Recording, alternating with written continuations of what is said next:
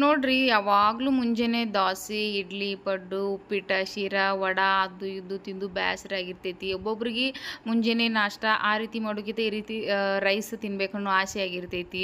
ಅವಾಗ ಇನ್ಸ್ಟಂಟ್ ಆಗಿ ಈ ರೈಸನ್ನು ಮಾಡ್ಕೋಬಹುದು. ಯಾವ ರೀತಿ ಮಾಡ್ಬೇಕು ಅನ್ನೋದನ್ನ ನೋಡ್ಕೊಂಬರೋಣ ಬರ್ರಿ. ವಿಡಿಯೋ ಇಷ್ಟ ಆದ್ರೆ ವಿಡಿಯೋ ನೋಡಿ ಸುಮ್ಮ ಆಗಬೇಡ್ರಿ. ನೀವು ಒಮ್ಮೆ ನಿಮ್ಮ ಮನ್ಯಾಗ ಟ್ರೈ ಮಾಡಿ ಯಾವ ರೀತಿ ಬಂದಿತ್ತು ಅನ್ನೋದು ಕಾಮೆಂಟ್ ಮಾಡೋದು ಮಾತ್ರ ಮರಿಲಕ್ಕ ಹೋಗಬೇಡ್ರಿ. ನೋಡ್ರಿ ಇವಾಗ ಒಂದು ಕಡಾಯಿಗೆ ನಾನು ಒಂದು 2-3 ಸ್ಪೂನ್ ಎಣ್ಣೆನ ಹಾಕೊಂಡೇನ್ರಿ. ಇದಕ್ಕನ ಜೀರಿಗೆ ಮತ್ತು ಸಾಸಿವೆನ ಆ್ಯಡ್ ಮಾಡ್ಕೋಬೇಕ್ರಿ.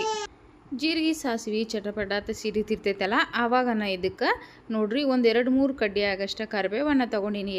ಎಲಿನ ಸಣ್ಣದಾಗಿ ಕಟ್ ಮಾಡಿ ಹಾಕೊಂಡೀನಿ. ಕರಿಬೇವು ಅನ್ನೋದು ಕಣ್ಣಿಗೆ ಭಾಳ ಅಂದ್ರೆ ಭಾಳ ಚಲೋ ರೀ. ಹಾಗಾಗಿ ಕರಿಬೇವನ್ನು ಪ್ರತಿ ಅಡುಗೆ ಒಳಗೂ ಸ್ವಲ್ಪ ಹಾಕಕ್ಕೆ ಟ್ರೈ ಮಾಡಿರಿ. ನೋಡ್ತಿರ್ಬೋದು ಇವಾಗ ನಾನು ಸಣ್ಣ ಇರುವ 2 ಉಳ್ಳಾಗಡ್ಡಿನ ಹಿಂಗೆ ಸಣ್ಣದಾಗಿ ಕಟ್ ಮಾಡಿ ಹಾಕ್ಕೊಂಡೇನಿ. ಈ ಉಳ್ಳಾಗಡ್ಡಿ ಫ್ರೈ ಆಗಕ್ಕೆ ಬಿಡ್ಬೇಕ್ರಿ. ಇವಾಗ ಇದಕ್ಕೆ ಹಸಿ ಬಟಾಣಿನ ಹಾಕ್ಕೊಂಡೇನಿ. ನೋಡ್ರಿ ಇದಕ್ಕೆ ಬಟಾಟಿನ ಹಸಿದಾಗಿನ ಇರೋದಂತ ಮೇಲೆ ಸಿಪ್ಪಿ ತೆಗೆದು ಅದನ್ನು ಕಟ್ ಮಾಡಿ ಹಾಕ್ಕೊಂಡೇನಿ. ಈ ವೆಜಿಟೇಬಲ್ ಫ್ರೈ ಆಗೋ ಸಲುವಾಗಿ ಇದಕ್ಕೆ ರುಚಿ ತಕ್ಕಷ್ಟು ಉಪ್ಪು ಇವಾಗನ ಆ್ಯಡ್ ಮಾಡೀನಿ. ಬಾಯ್ಲ್ಡ್ ರೈಸ್ ಐತಿ ಆಲ್ರೆಡಿ ಅವಾಗೂ ನಾವು ಉಪ್ಪು ಹಾಕಿರ್ತೀವಲ್ಲ, ಇವಾಗ ನೋಡ್ಕೊಂಡು ಹಾಕೊಂಬಿಡ್ರಿ.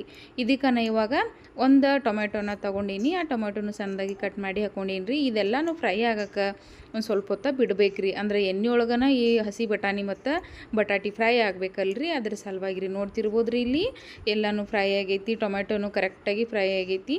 ನೋಡ್ತಿರ್ಬೋದು ಇಷ್ಟಾದ್ರೆ ಸಾಕ್ರಿ. ಇದಕ್ಕೆ ಇವಾಗ ಅರ್ಶಿಣ ಪುಡಿನ 1 ಟೀ ಸ್ಪೂನ್ ಆಗಷ್ಟ ಹಾಕ್ಕೊಂಡೀನಿ. ನೋಡಿರಿ ಭಾಳ ಅಂದ್ರೆ ಭಾಳ ಸೂಪರಾಗಿರ್ತೈತಿ. ನೀವು ಒಮ್ಮೆ ಟ್ರೈ ಮಾಡಿ ನನಗೆ ಕಮೆಂಟ್ ಮಾಡಿರಿ ಮತ್ತು ನಮ್ಮ ಚಾನಲ್ಗೆ ಸಬ್ಸ್ಕ್ರೈಬ್ ಮಾಡಿ ನಮಗೆ ಸಪೋರ್ಟ್ ಮಾಡಿರಿ. ನೋಡಿರಿ ಗರಂ ಮಸಾಲ ಆ್ಯಡ್ ಮಾಡತ್ತೀನಿ. ಗರಂ ಮಸಾಲ ಯಾಕೆ ಆ್ಯಡ್ ಮಾಡೀನಿ ಅಂದರೆ ನಾನು ಚಕ್ಕೆ ಲವಂಗ ಈ ರೀತಿ ಯಾವುದನ್ನು ನಾನು ಆ್ಯಡ್ ಮಾಡಿಲ್ಲಲ್ರಿ.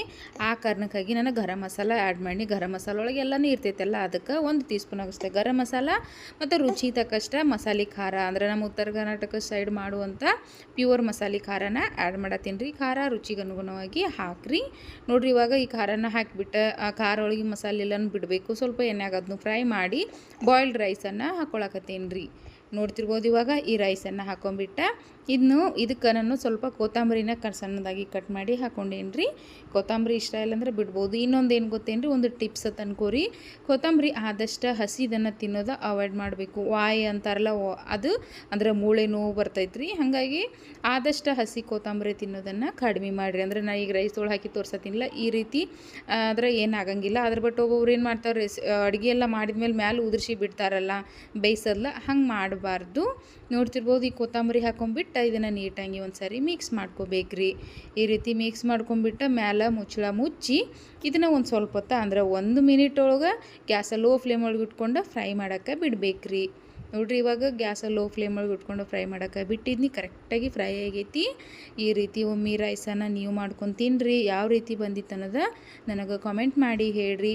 ಮತ್ತು ನಾನು ಇವಾಗ ಹೊಸದಾಗಿ ಚಾನಲ್ ಸ್ಟಾರ್ಟ್ ಮಾಡೀನಿ. ನನಗೆ ನಿಮ್ಮ ಸಪೋರ್ಟ, ನಿಮ್ಮ ಕಮೆಂಟ ಭಾಳ ಮುಖ್ಯ ಆಗ್ತೈತಿ. ದಯವಿಟ್ಟು ನನ್ನ ಚಾನಲ್ಗೆ ಸಬ್ಸ್ಕ್ರೈಬ್ ಮಾಡಿರಿ, ನನಗೆ ಸಪೋರ್ಟ್ ಮಾಡಿರಿ ಮತ್ತು ನಿಮ್ಮ ಫ್ರೆಂಡ್ಸ್ ಫ್ಯಾಮಿಲಿಗೆಲ್ಲ ಈ ವಿಡಿಯೋ ಶೇರ್ ಮಾಡಿರಿ. ಈ ವಿಡಿಯೋನ ಎಂಡ್ ತನಕ ನೋಡಿದ್ದಕ್ಕಾಗಿ thank you so much and thank you for watching.